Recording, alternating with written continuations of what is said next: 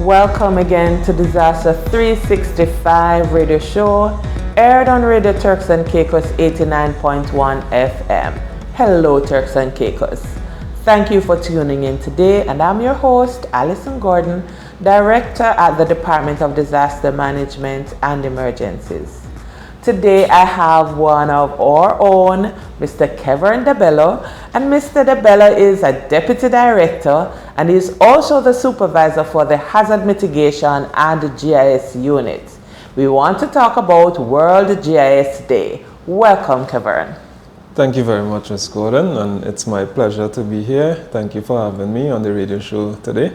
And hello to Turks and Caicos Islands. Before we dive into the specifics, Kevin, can you tell us briefly about World GIS Day and how will DDME be involved in this event? All right. So World GIS Day is a day in commemoration of geographic information systems, right, and the field and science of it, where professionals, users come together to celebrate the past use of GIS and the future projections for GIS and how they have been progressing and some of their accomplishments for the past year using GIS. Okay, all right. So how does this, for the benefit of our listeners, could you expand a little more on how GIS works? Of course. So the field of GIS is centered around, us observing phenomena that takes place on the Earth's surface. Right, and we capture that by various methods using things like satellites that are out in space. We can also use things like handheld GPS devices, or also known as global positioning systems, to capture data about things that are on the Earth's surface, things like our road networks, right, things like our vegetation, our buildings, and so on, all for the purpose of making better decisions, and I'll give you an example of that. So if you need to get from place A to B and you're not aware of how to get there, what do? Maybe you might go on a platform like Google Maps, right? So in there is a lot of data. People have went out, they collected information about the Earth's surface, about things that are happening with regards to the transportation network and traffic. So that it enables you to then say, okay, this is my location.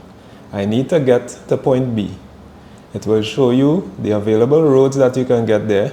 It may show you alternate routes that you can take.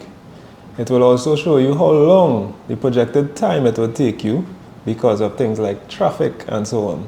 Right? And it may also show you other key spots around that region in which you are going, maybe some restaurants, maybe a gym. All that information is housed in there in a geographic information system to help you make good decisions. Thanks for that, Kevin. So you're saying we use GIS in our everyday life and we don't even realize it.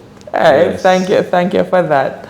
All right, so I'm aware that you're the past manager of the Hazard Mitigation and GIS Unit, which you now supervise.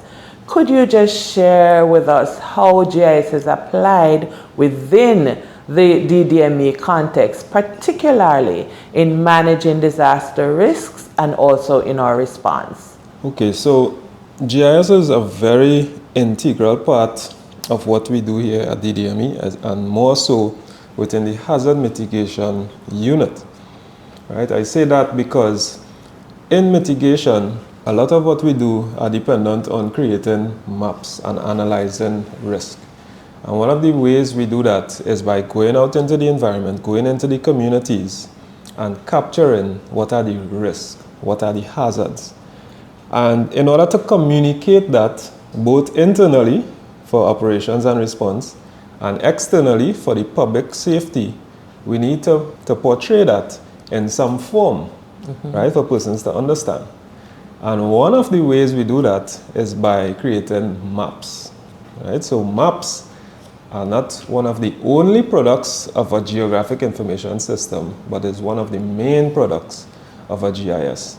So we would create various maps. For example, it would be hazard specific. So if we're looking at tsunami, hurricanes, flooding, we would create these maps so that it can be communicated internally and externally so that we can make sound decisions during times of emergency.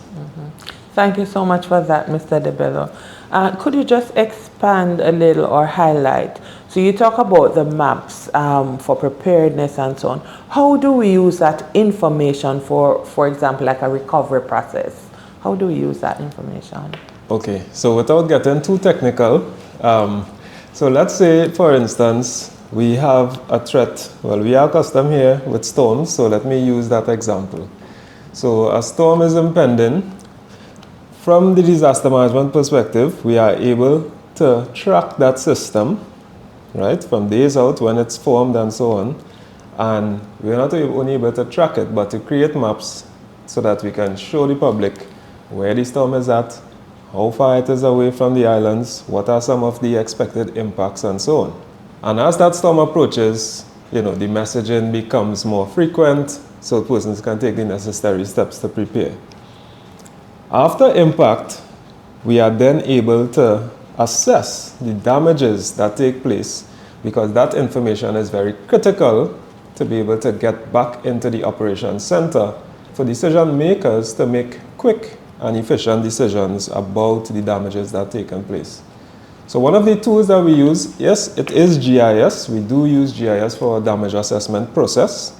So assessors are able to go out into the field, they're able to capture that geographic data about damages and send it almost in real time back to the NEOC so that persons can make quick and efficient decisions about how they utilize resources and manpower to help us recover quickly from impacts. Thank you, Mr. DeBello. Listeners, you're tuned to Disaster 365 radio show aired on Radio Turks and Caicos 89.1 FM. We're having a conversation with Mr. Kevin DeBello, and he is the Deputy Director at the DDME, and he is also the past manager for our Hazard Mitigation and GIS unit, which he now supervises. So if you just joined us, we want to welcome you to the conversation as we continue speaking with Mr. DeBello. Right, so Mr. DeBello, we know that GIS is linked to technology, but how do we use this technology into the day-to-day operations at the Department of Disaster Management and Emergencies? Okay, good. So at the Department of Disaster Management and Emergencies, we have a range of technologies that we use within GIS. And GIS in its definition is the use of hardware, software, and people. So we don't want to forget the people, but let's focus on the technology for now.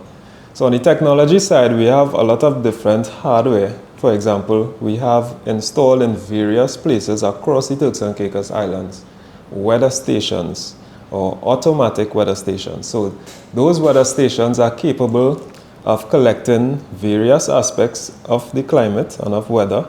So we look at things like solar radiation, UV index, the amount of rainfall received in 24-hour period.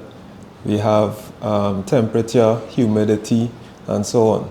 So all of that is being collected, and it takes the readings every 2 minutes and transmitted back to DDME, which is also then broadcasted on our websites, on our app, to keep persons informed about weather conditions. That same data is also used by our National Weather Service to provide timely weather updates and also forecasts for the Turks and Caicos Islands.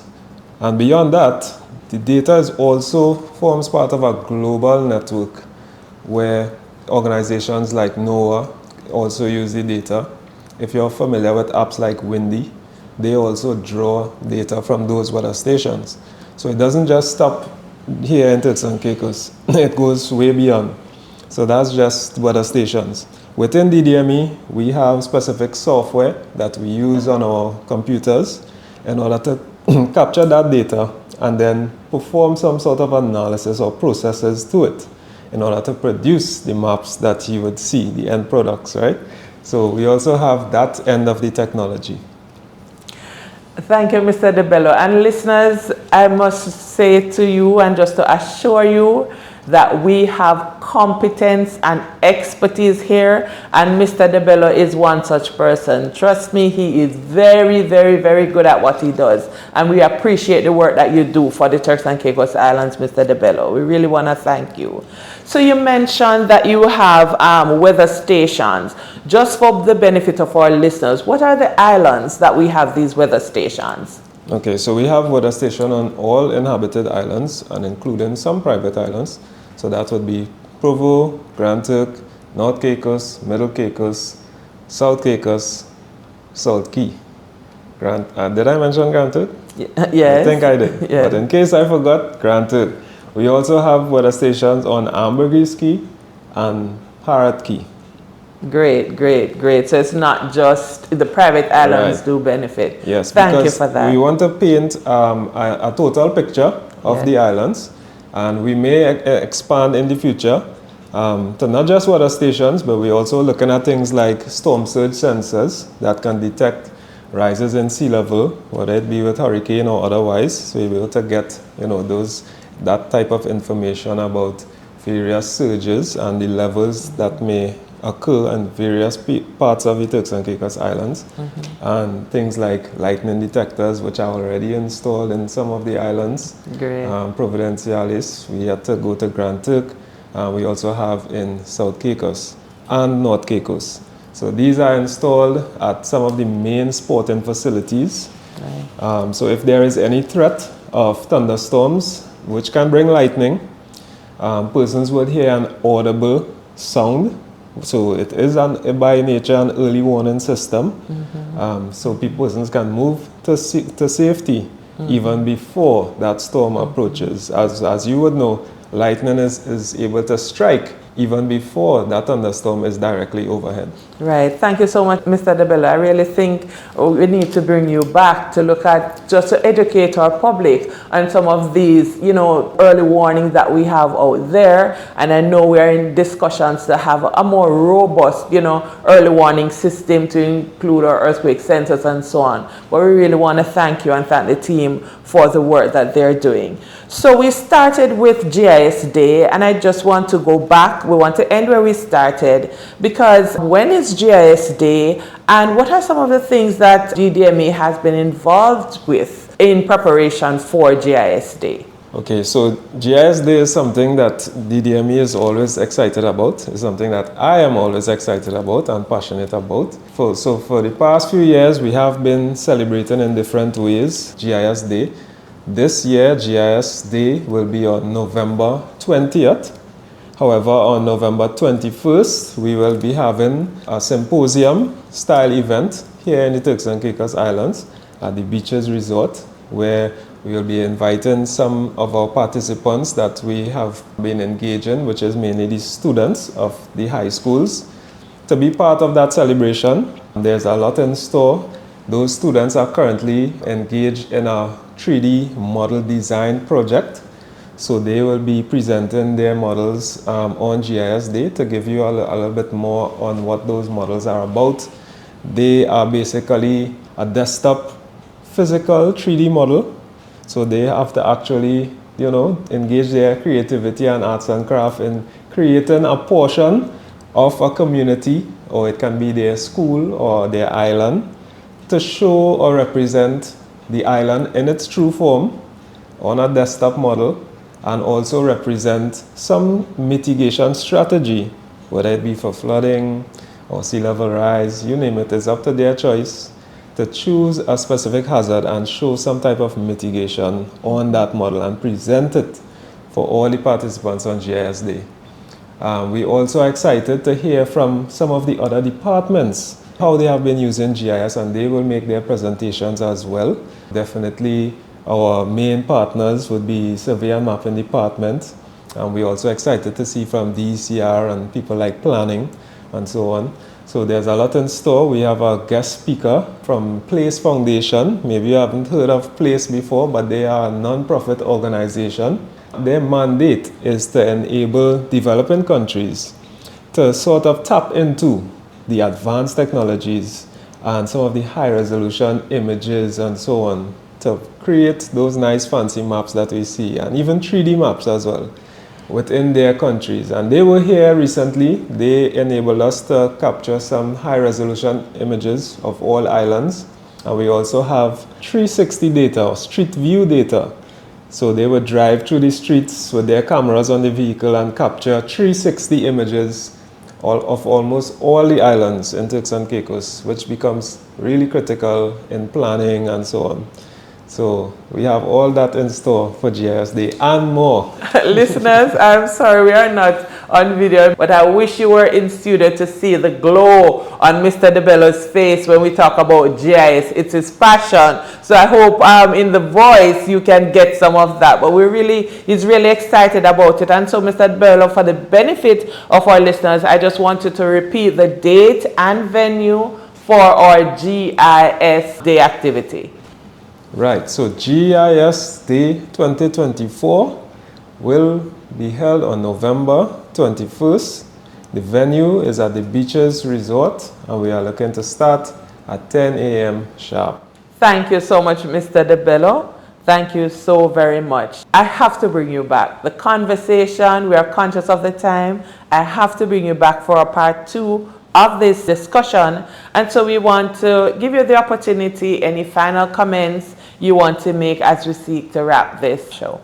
I will just encourage our listeners to stay tuned to get further updates about GIS Day, and even to feel free to visit us at DDME to see what we do and get a sense of how we use this technology within our daily execution of our duties. GIS is very important. It's a cross-cutting technology.